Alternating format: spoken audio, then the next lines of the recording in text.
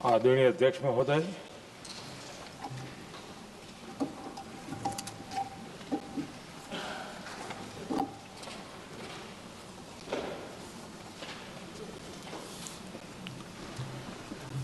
आदरणीय अध्यक्ष महोदय,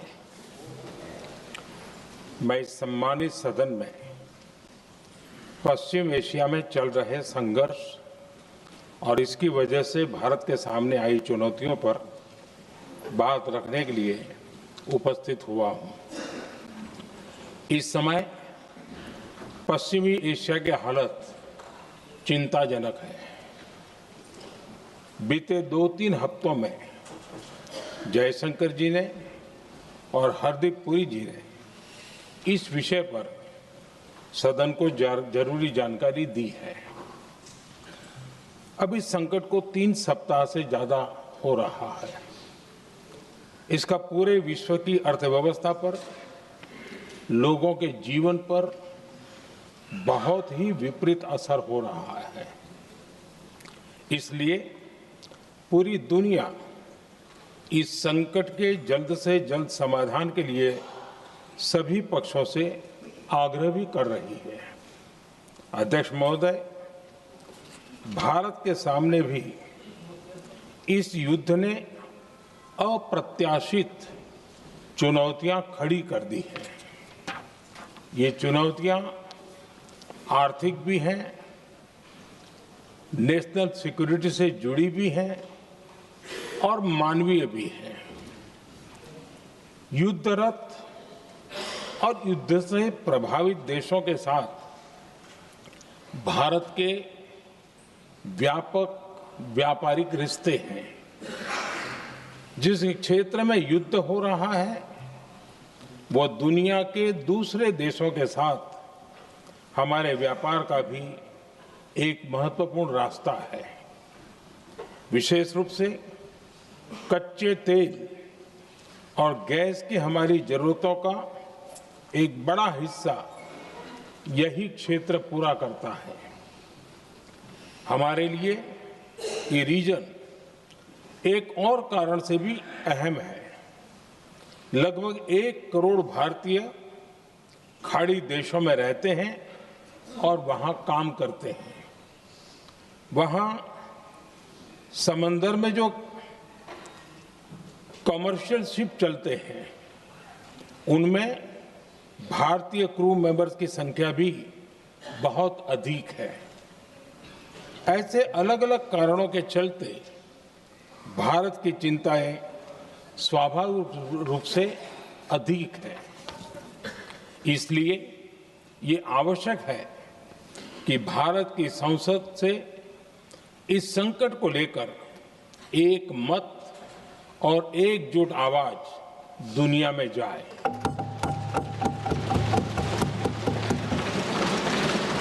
अध्यक्ष जी,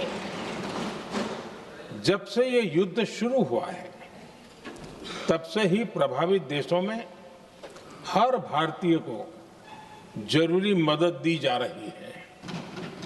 मैंने खुद पश्चिम एशिया के ज्यादातर देशों के राष्ट्राध्यक्षों के साथ 2 राउंड फोन पर बात की है। सभी ने भारतीयों की सुरक्षा का पूरा आश्वासन दिया है। दुर्भाग्य से इस दौरान कुछ लोगों की दुखद मृत्यु हुई है और कुछ घायल हुए हैं। ऐसे मुश्किल हालात में परिवारजनों को आवश्यक मदद दी जा रही है। जो घायल है उनका बेहतर इलाज सुनिश्चित कराया जा रहा है। अध्यक्ष जी, प्रभावित देशों में हमारे जितने भी मिशन हैं वो निरंतर भारतीयों की मदद करने में जुटे हैं। वहां काम करने वाले भारतीय हो या फिर जो टूरिस्ट वहां गए हैं, सभी को हर संभव मदद दी जा रही है। हमारे मिशन नियमित रूप से एडवाइजरी जारी कर रहे हैं। यहां भारत में और अन्य प्रभावित देशों में 24/7 कंट्रोल रूम और आपातकालीन हेल्पलाइन स्थापित की गई है। इनके माध्यम से सभी प्रभावितों को त्वरित जानकारी दी जा रही है। अध्यक्ष जी, संकट की स्थिति में देश विदेश में भारतीयों की सुरक्षा हमारी बहुत बड़ी प्राथमिकता रही है। युद्ध शुरू होने के बाद से लेकर अब तक 3,75,000 से अधिक भारतीय सुरक्षित भारत लौट चुके हैं। ईरान से ही अभी तक लगभग 1,000 भारतीय सुरक्षित वापस लौटे हैं। इनमें 700 से अधिक मेडिकल की पढ़ाई करने वाले युवा हैं। खाड़ी देशों में भारतीय स्कूलों में हजारों विद्यार्थी पढ़ते हैं। सीबीएसई ने ऐसे सभी भारतीय स्कूलों में होने वाली कक्षा 10वीं और 12वीं की निर्धारित परीक्षाओं को रद्द कर दिया है। इन बच्चों की पढ़ाई निर्बाध चलती रहे, इसके लिए सीबीएसई उचित कदम उठा रही है।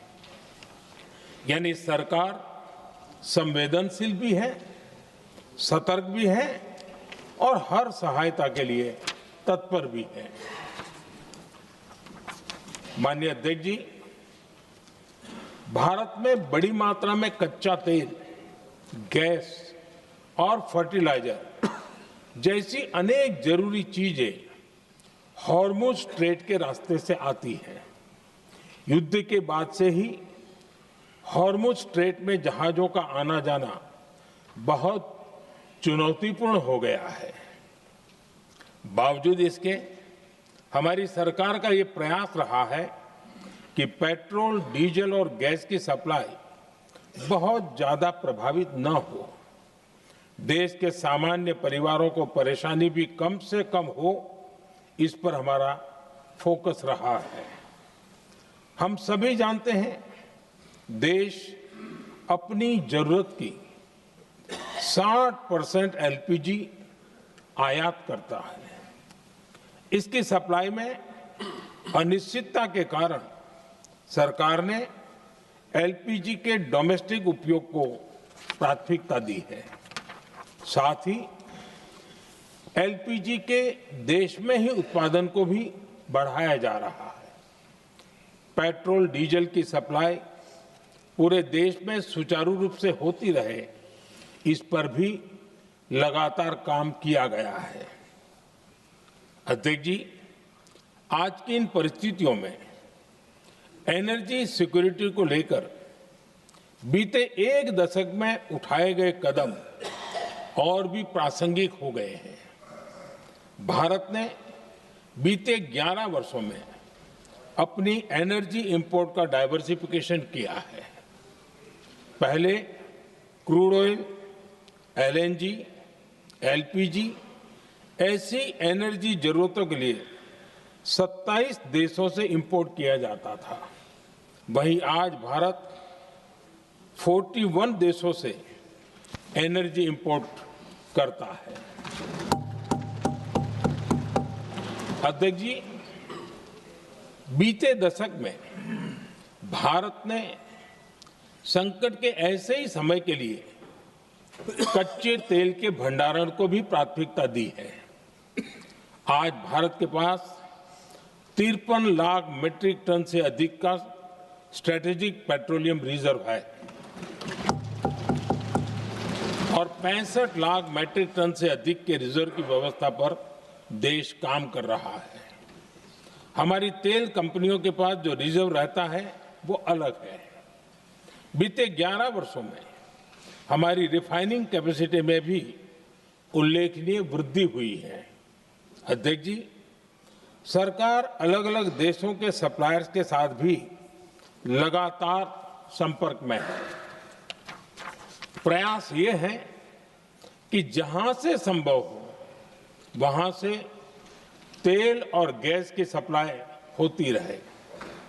भारत सरकार गल्फ और आसपास के शिपिंग रूट्स पर निरंतर नजर बनाए हुए है। हमारा प्रयास है कि तेल हो, गैस हो, फर्टिलाइजर हो, ऐसे हर जरूरी सामान से जुड़े जहाज भारत तक सुरक्षित पहुंचे। हम अपने सभी वैश्विक सहयोगियों के साथ निरंतर संवाद कर रहे हैं ताकि हमारे मैरीटाइम कॉरिडोर सुरक्षित रहे। ऐसे प्रयासों के कारण बीते दिनों हॉर्मुज स्ट्रेट में फंसे हमारे कई जहाज भारत आए भी हैं। अध्यक्ष जी, संकट के इस समय में देश की एक और तैयारी भी बहुत काम आ रही है। पिछले 10-11 साल में इथेनॉल के उत्पादन और उसकी ब्लेंडिंग पर अभूतपूर्व काम हुआ है।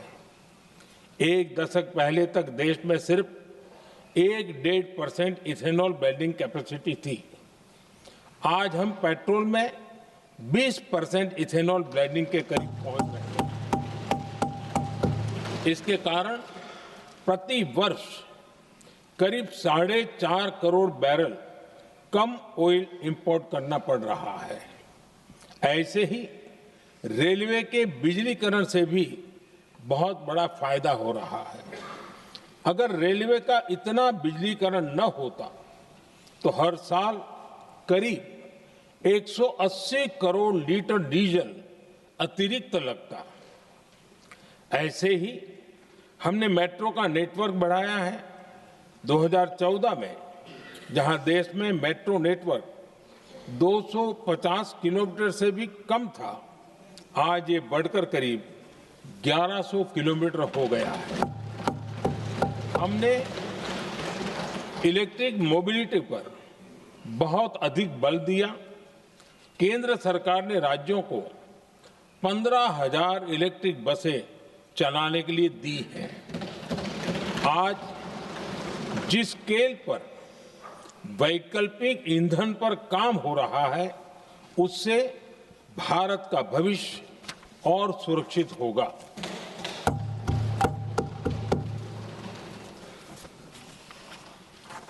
आदरणीय अध्यक्ष जी, हम जानते हैं कि एनर्जी आज इकोनॉमी की रीढ़ है और ग्लोबल एनर्जी नीड्स को पूरा करने वाला एक बड़ा सोर्स वेस्ट एशिया है। स्वाभाविक है कि दुनिया भर की अर्थव्यवस्था वर्तमान संकट से प्रभावित हो रही है और भारत पर इसका कम से कम दुष्प्रभाव हो, इसके लिए निरंतर प्रयास किए जा रहे हैं। सरकार इसके शॉर्ट टर्म, मीडियम टर्म और लॉन्ग टर्म ऐसे हर असर के लिए एक रणनीति के साथ काम कर रही है। आज भारत की इकोनॉमी के फंडामेंटल्स मजबूत है। इससे भी देश को बहुत मदद मिली है। हम हर सेक्टर के स्टेक होल्डर्स के साथ चर्चा कर रहे हैं। जहां भी जरूरत है उस सेक्टर को आवश्यक सपोर्ट दिया जा रहा है। भारत सरकार ने एक इंटर मिनिस्ट्रियल ग्रुप भी बनाया है। ये ग्रुप हर रोज मिलता है और हमारे इंपोर्ट एक्सपोर्ट में आने वाली हर दिक्कत का आकलन करता है और ये ग्रुप आवश्यक समाधान पर भी निरंतर काम करता है। मुझे पूरा भरोसा है कि सरकार और इंडस्ट्री के साझा प्रयासों से हम परिस्थितियों का बेहतर सामना कर पाएंगे।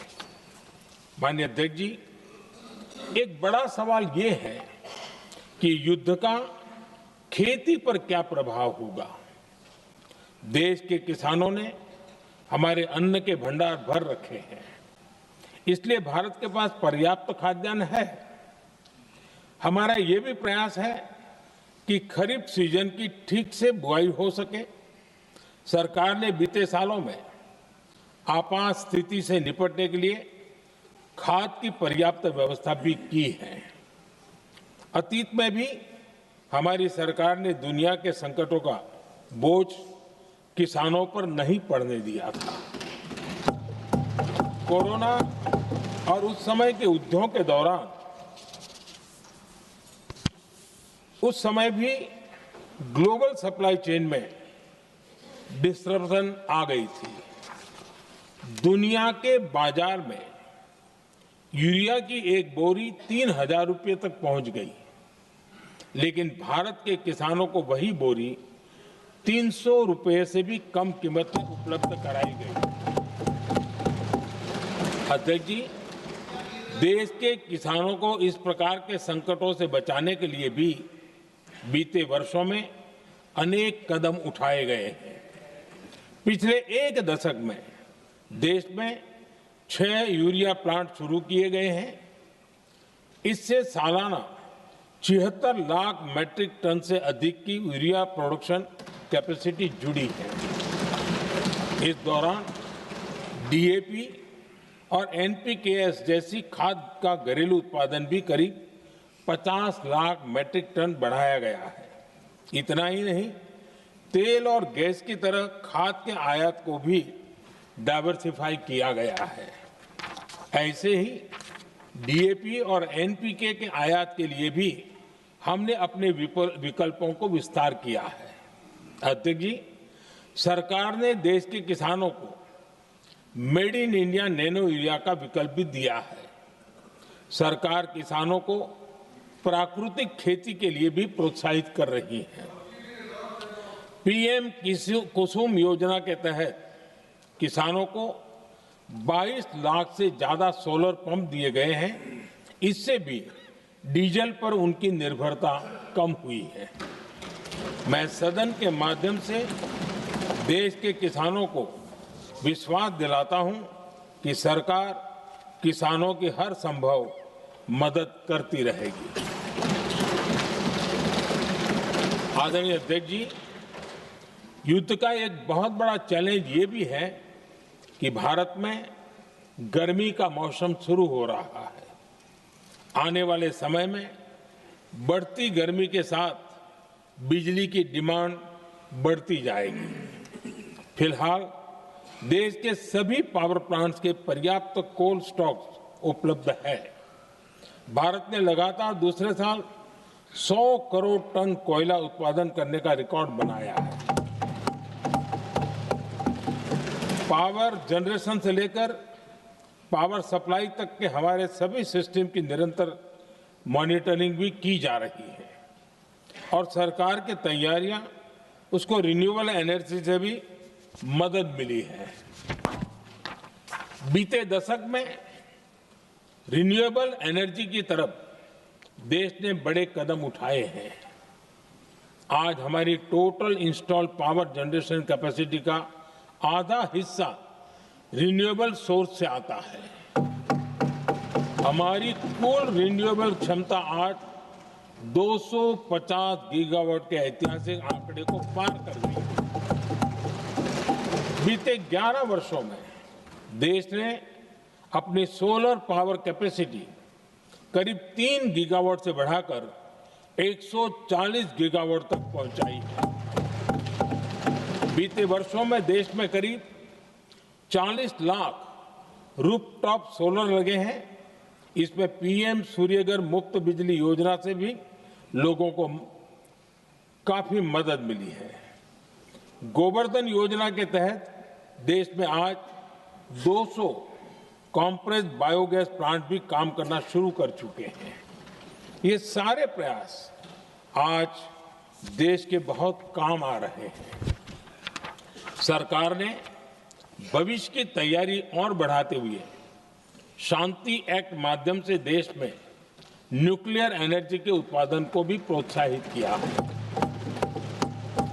कुछ ही दिन पहले small hydro power development scheme को भी हरी झंडी दी गई है, जिससे अगले 5 वर्षों में 1500 मेगावाट नई हाइड्रो पावर कैपेसिटी जोड़ी जाएगी।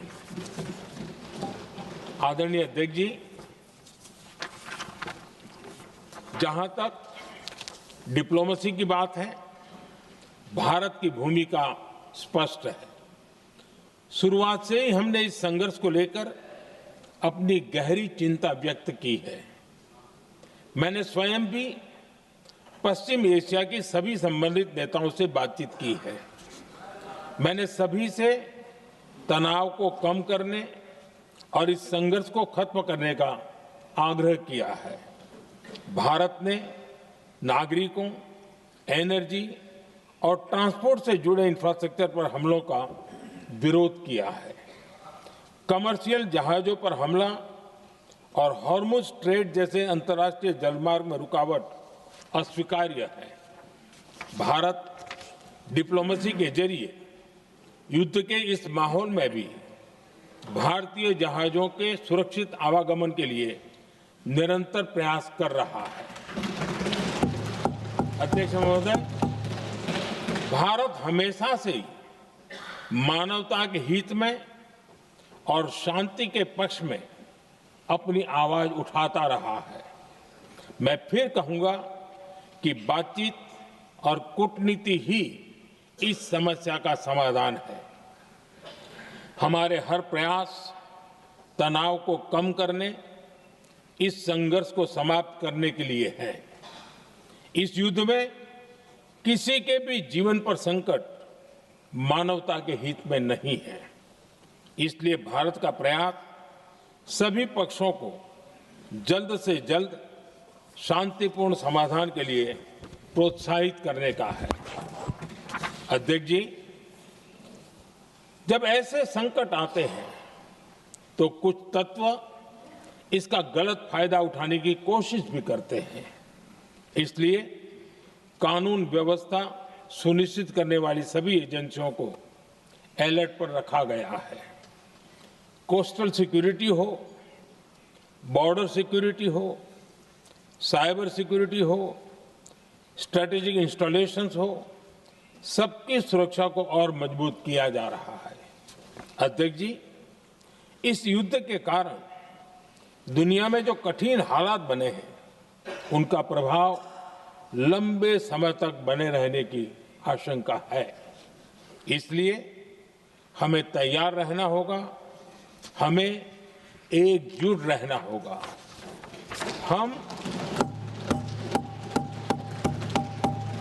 हम कोरोना के समय भी एकजुटता से ऐसी चुनौतियों का सामना कर चुके हैं। अब हमें फिर से उसी तरह तैयार रहने की आवश्यकता है।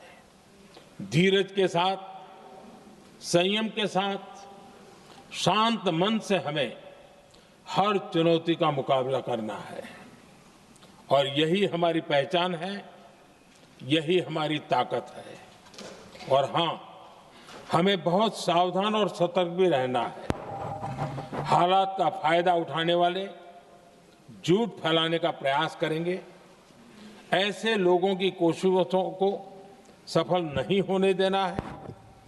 मैं देश की सभी राज्य सरकारों से भी इस सदन के माध्यम से आग्रह करूंगा, ऐसे समय में कालाबाजारी करने वाले, जमाखोरी करने वाले एक्टिव हो जाते हैं। इसके लिए कड़ी मॉनिटरिंग जरूरी है। जहां से भी ऐसी शिकायतें आती हैं, वहां त्वरित कार्रवाई होनी चाहिए।